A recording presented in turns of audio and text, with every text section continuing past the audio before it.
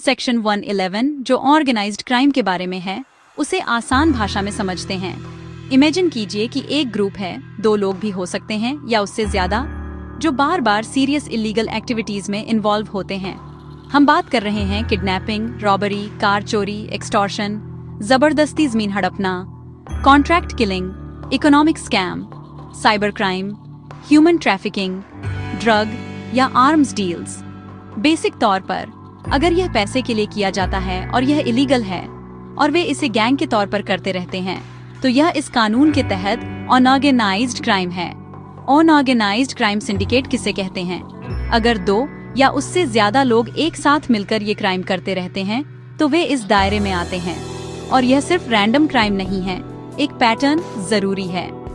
अगर किसी पर पिछले 10 सालों में 2 या उससे ज्यादा बार सीरियस क्राइम का चार्ज लगा है और सजा 3 साल या उससे ज्यादा है, तो यह एक रेड फ्लैग है।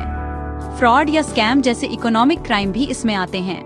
अब सजा की बात करते हैं। अगर इस गैंग का कोई सदस्य ऑर्गेनाइज्ड क्राइम करते हुए किसी की मौत का कारण बनता है, तो सजा या तो मौत की सजा होगी या उम्र कैद, साथ में कम 10 लाख रुपए का जुर्माना।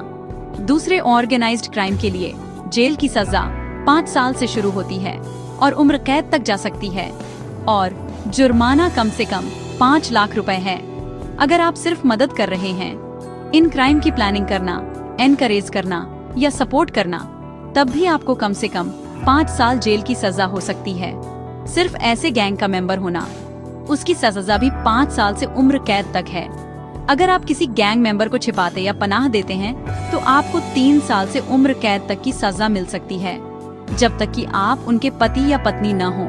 और अगर आप इन क्राइम से मिले पैसे या प्रॉपर्टी के साथ पकड़े जाते हैं और उसे एक्सप्लेन नहीं कर पाते, तो आपको 3 से 10 साल तक जेल हो सकती है, साथ में कम 1 लाख रुपए का जुर्माना।